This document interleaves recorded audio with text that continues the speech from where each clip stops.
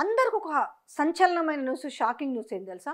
అసలు అంటే 4 మొత్తం రాష్ట్రంలో 5 ఎమ్మెల్సీలు ఖాళీ అయితే 4 ఎమ్మెల్సీలు కాంగ్రెస్ నుంచి ఖచ్చితంగా పెడతారనే విషయం. ఎందుకంటే ఫిరాయింపు ఎమ్మెల్యేలు వాళ్ళు ఉన్నారు కాబట్టి వాళ్ళ బలం చూసుకొని పెట్టిరు. ఇప్పుడు ఏం ఓటింగ్ జరిగేది కానీ ఎలక్షన్ కానీ ఏమీ లేదు కాబట్టి. అయితే రాములమ్మ తెరపైకి రావడం అందరికి ఆశ్చర్యాన్ని కలిగించింది.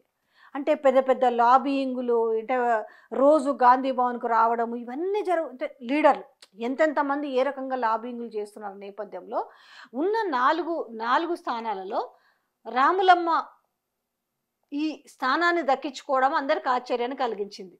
ఏది 4 ఎమ్మెల్సీల్లో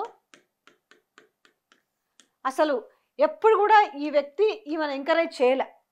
ఎందుకంటే ఆమె ఆవేదన పార్టీలో ప్రయారిటీ ఎప్పటి నుంచి, తిను పీసీసీ ప్రెసిడెంట్ అయినప్పటి నుంచి, పీసీసీ ప్రెసిడెంట్ అయినప్పటి నుంచి ఎప్పుడు కూడా ఈమెకు ప్రయారిటీ ఇవ్వలేదు. ఎందుకనంటే ఒకవేళ ప్రయారిటీ ఇస్తే అటు స్టార్ క్యాంపెయిన్ కూడా చేయలే ఈసారి. ఎప్పుడు ఈమె స్టార్ క్యాంపెయినర్ ఉండింది అని అంటే 2018 ముందస్తు ఎలక్షన్లో అప్పుడు స్టార్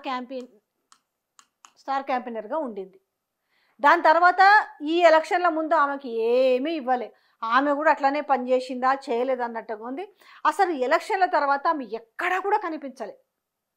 ఆమె ఏ సమస్యల మీద, అంటే ఇటు మహిళల మీద జరిగినవి కావచ్చు, లేదంటే వాళ్ళు పెట్టిన సంక్షేమ పథకాల విషయంలో కావచ్చు, మంచి కానీ చెడు కానీ ఏ విషయంలో కూడా ఆమె స్టేట్మెంట్ గాంధీ భవన్కి వచ్చి ఒక ప్రెస్ మీట్ పెట్టిన వైనం కానీ, లేదంటే ఆమె ఇంట్లో పెట్టుకున్న వైనం కానీ, లేదంటే ఒక స్టేట్మెంట్ పాస్ చేసిన విధానం కూడా మనకు ఎక్కడా కనపడలే.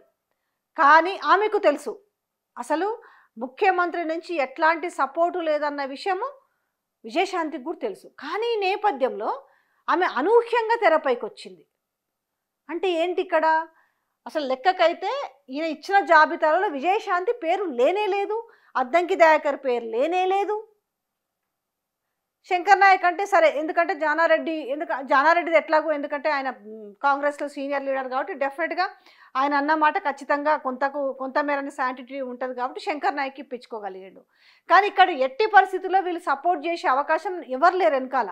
అయినప్పటికీ కూడా ఆమె ఎమ్మెల్సీ స్థానాన్ని కైవసం చేసుకునే పరిస్థితి వచ్చిందనంటే ఇక్కడ రేవంత్ మాట ఏ రకంగా చెల్లుబాటు కాలేదనేసి అర్థమవుతుంది. ఇక్కడ ఈమెని ఎంకరేజ్ చేయాలనేసి రాహుల్ గాంధీ చూస్తున్నట్టుగానే అర్థమవుతుంది. రాహుల్ గాంధీ ఖచ్చితంగా ఇక్కడ విజయశాంతిని మరి ఖచ్చితంగా ఎంకరేజ్ చేయాలనుకుంటున్నాడు. ఆమెను తీసుకెళ్ళి నిజంగా చెప్పాలంటే ఆమె కూర్చుందంటే కూర్చోలేదు. ఎందుకంటే పార్టీలో ఏ రకమైన పదవి లేకపోతే ఆమె మాత్రం ఏం పని చేస్తుంది? అంటే ఎవరెవరికో కార్పొరేషన్ పదవులు ఇచ్చారు, ఏమేమో ఇచ్చారు. కానీ విజయశాంతి పేరు, అసలు విజయశాంతి అనే ఒక వ్యక్తి, రాములమ్మ అనే వ్యక్తి అసలు కాంగ్రెస్ పార్టీలో ఉందన్న విషయాన్నే మర్చిపోయారు.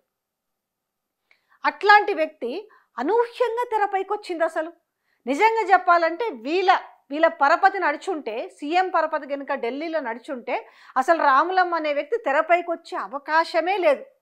ఆయన ససేమీరా ఎంకరేజ్ చేసే ప్రసక్తే ఉండే. ఆయన చిన్న చిన్న మహిళా లీడర్లు తెలివి కళ్ళగుండి కొంచెము మంచిగా మాట్లాడతారు, లేదు వాళ్ళకు కొంత చరిష్మా ఉందంటేనే ఆయన లెక్క చేయడు. అట్లాంటి వ్యక్తి విజయశాంతికి రోజు ఎమ్మెల్సీ స్థానం దక్కించుకున్నారు అని అంటే దాని వెనకాల ఏం జరిగిందనంటే ఇక్కడ 100% ఇక్కడ రేవంత్ రెడ్డికి తోకలు కట్ చేసిరు, కోరలు వీకిరు. ఇక్కడ రేవంత్ రెడ్డిది ఇక పార్టీలో ఏమీ నడుస్తలేదని అర్థమైపోయింది. ఏందో ఆ సభలు సమావేశాలు తోడలు కొట్టి మీసాలు తిప్పి ఏందో మాట్లాడుతుంటాడు, ఆ బీఆర్ఎస్ మీద ఎక్కుతుంటాడు తొక్కుతుంటాడు. కానీ ఈడ పరిస్థితి చూస్తే మాత్రం ఏమీ లేదు. ఉందా అంటే ఉంది. కూరలు వీకేసిన పాము ఎట్లుంటుంది? బుస కొట్టినా పనికిరాదు అది. దాంట్లో ఏముంది కూరలు వీకిన తర్వాత? రేపు ఇంకా మాటలకు అసలు విచిత్రం ఏందనంటే పక్కపాటోడో లేకపోతే అమెరికాడో పేరు మర్చిపోయిందంటే అర్థం ఉంది, సినిమా వాళ్ళు మర్చిపోయారంటే కూడా ఒక పోనీలే నమ్మబుల్గా ఉందనుకోవచ్చు. కానీ కాంగ్రెస్ పార్టీలో ఉన్నోళ్ళే మినిస్టర్లతో సహా ఎమ్మెల్యేలతో సహా కూడా ఇవాళ రేవంత్ రెడ్డిని ముఖ్యమంత్రిగా గుర్తించడం లేదంటేనే అర్థమవుతుంది అంటే ఏం జరుగుతుంది లోపట అనడానికి. వేం నరేందర్ రెడ్డి అట్లీస్ట్ నేను ఇచ్చిన లిస్ట్లో ఎవరిని కాకపోయినా అట్లీస్ట్ వేం నరేందర్ రెడ్డి కన్నా ఇవ్వమన్నారు. కానీ ఇక్కడ ఏమైందంటే వేం నరేందర్ రెడ్డి ప్లేస్లోకి ఎవరు వచ్చిరు అని అంటే విజయశాంతి వచ్చింది. నిజంగా చెప్పాలంటే సీఎం మాట గినుక ఇక్కడ నడుచుంటే ఢిల్లీలో ఇవాళ విజయశాంతి ప్లేస్లో ఖచ్చితంగా వేం నరేందర్ రెడ్డి ఉండేవాడు. కానీ ఇవాళ వేం నరేందర్ రెడ్డి పక్కన పెట్టేసి ఇక్కడ విజయశాంతిని వాళ్ళు తెరపైకి తీసుకొచ్చిరు.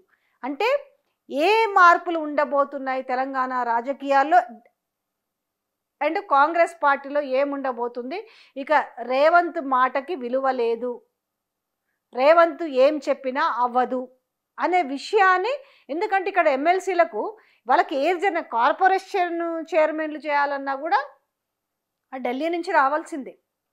సో ఇంత మార్పు ఎట్లా జరిగింది అని అంటే, ఈ మార్పుకు సంకేతాలే ఏఐసిసి దూతగా వచ్చిన మీనాక్షి నటరాజన్. సో ఆమె వచ్చిన తర్వాత ఇమ్మీడియట్లీ వచ్చిన మార్పులో ఆశ్చర్యపోయేకరమైన మార్పు ఈమెకి ఎమ్మెల్సీ. సో ఈ మార్పులలో ఇమ్మీడియట్లీ కనిపిస్తుంది ఇక్కడ రేవంత్ రెడ్డిది ఏమీ నడుస్తలేదు అనేసి. ఇప్పుడు జరుగుతున్న సమీక్షలు కావచ్చు, సమావేశాలు కావచ్చు, మీనాక్షి నటరాజన్ అందరినీ పిలుచుకొని ఆమె 1-to-1 ఇంటరాక్ట్ అవ్వడం కావచ్చు, ఎవరికి ఇంకా రిమైనింగ్ మనం పదవులు ఇవ్వచ్చు, పార్టీ కోసం ఎంత కష్టపడ్డారు, ఏం కష్టపడలేదు అనేసి ఇవన్నీ కూడా ఒక ర్యాండమ్గా చూసిన తర్వాత వాళ్ళు పదవులు డిసైడ్ చేసిన క్రమంలో ఏది ఏమైనా ఇప్పుడు ఇచ్చిన 4 ఎమ్మెల్సీలలో ఒక విధంగా చెప్పాలంటే ఈమె నక్కను తోక కాదు, నక్కను తొక్కొచ్చిందనే చెప్పాలి రాములమ్మ.